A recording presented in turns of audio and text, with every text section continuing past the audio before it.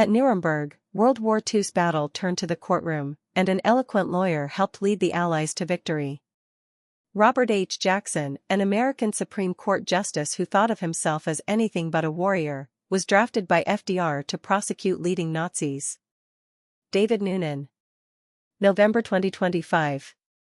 Get our newsletter. NOV 2025_D17_prologue.jpg. Defendants in the dock at Nuremberg. Hermann Göring, his head propped on his fist, sits at far left. United States Holocaust Memorial Museum/National Archives.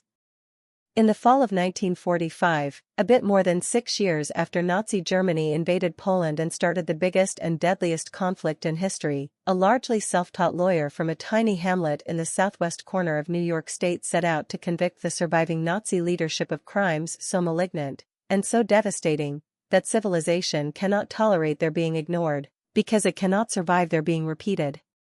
In his roughly 4-hour opening statement at the first Nuremberg trial, Robert H. Jackson, chief prosecutor for the United States, offered the first full public picture of how the Nazis had planned and carried out the many horrors that shock the world to this day, including the systematic murder of an estimated 6 million Jews.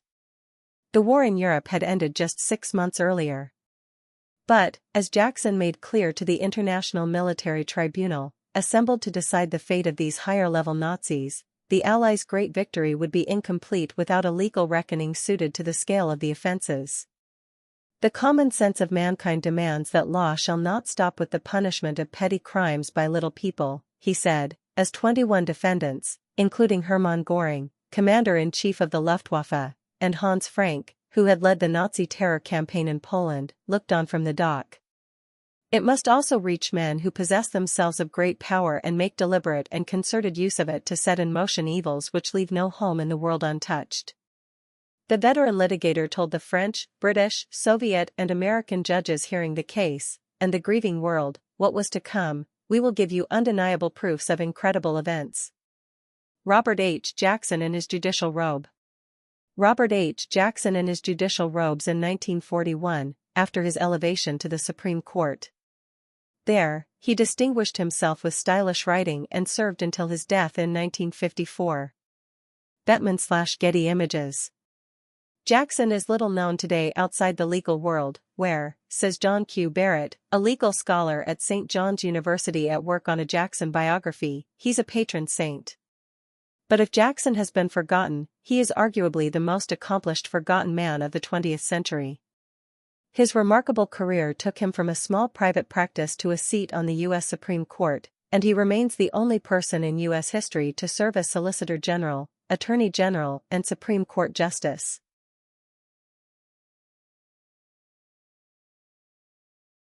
After completing a year at Albany Law School, in 1912, Jackson studied for the New York bar on his own. He passed in 1913 and by the 1920s was a star in the state's legal community, appearing before, and impressing, future Supreme Court Justice Benjamin Cardozo. Jackson, an active Democrat, first met Franklin D. Roosevelt in 1911, when the latter was serving in the New York State Senate. They grew closer as their paths kept crossing. Roosevelt recognized Jackson's multiple talents early on and included Jackson on many of his decisions, says University of Virginia legal historian G. Edward White, whose biography of Jackson was published this year. It's one of the great president-advisor relationships. In the late 1930s, despite his misgivings about aspects of Roosevelt's attempt to pack the Supreme Court, Jackson, an assistant attorney general at the time, wrote a book-length defense of the plan. The Struggle for Judicial Supremacy was published in 1941, the same year Roosevelt appointed Jackson to the court. Nuremberg would be Jackson's biggest case, but his opinions for the court endure as a major legacy. White calls him one of the greatest writers in the court's history. His concurrence in Youngstown Sheet and Tube Company v. Sawyer, a 1952 landmark in which the court ruled against President Harry S. Truman's seizure of the steel industry during the Korean War, remains definitive today. In it, Jackson divides presidential authority into 3 categories: most power, where a president acts with congressional support; the zone of twilight, where a president acts with neither clear approval or disapproval from Congress; and least power, where a president acts against the will of Congress. Yet when the war began in December 1941, just 5 months after his appointment, Jackson said he was ready to quit the Supreme Court for any government position that would help the war effort. Roosevelt talked him out of it, vaguely alluding to the possibility of Jackson becoming Chief Justice in the future. Jackson agreed to stay on the bench, admitting in a memoir, erroneously, as the world and the Nazis would learn soon enough, that he was ill-suited for the cause, being anything but a warrior. At the end of World War I, Britain, France and the US hadn't been able to agree on the creation of an international court to try Kaiser Wilhelm II and others for war crimes. This time, the Allies had been discussing how to deal with enemy leaders for years. One option, favored by Winston Churchill, was to execute the top Nazis without trials. In his book The Anatomy of the Nuremberg Trials, Telford Taylor, a member of the US prosecution team, wrote that British officials were making lists of candidates in May and June 1944 and arguing over who should be included. As late as April 1945, the British War Cabinet asserted its position that a full trial under judicial procedure was out of the question for the main Nazi leaders.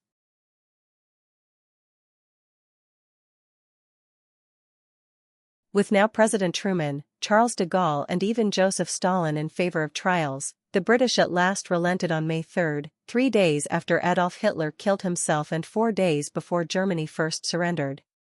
As Barrett views it, putting Göring and others against a wall and shooting them would have been a great, cathartic, popular thing. But would we have looked back on ourselves with pride? I doubt it.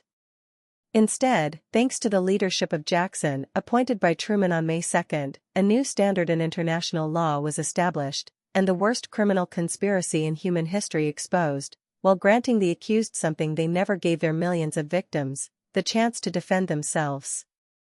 The prosecutors presented the war as a years-long criminal enterprise. The individual defendants, as well as the SS, the Gestapo, the General Staff and High Command of the German Armed Forces, plus 4 other Nazi-led entities, were indicted on 4 counts: conspiracy, crimes against peace, war crimes and, in its first ever use in a prosecution, crimes against humanity, defined in part as murder, extermination, enslavement, deportation and other inhumane acts committed against civilian populations before and during the war. The British prosecuted the second count, crimes against peace, while the French and the Soviets shared counts 3 and 4. The US handled count 1, conspiracy, which, as Barrett points out, included everything, because the objectives of the conspiracy were the crimes charged in counts 2, 3, and 4. Did you know?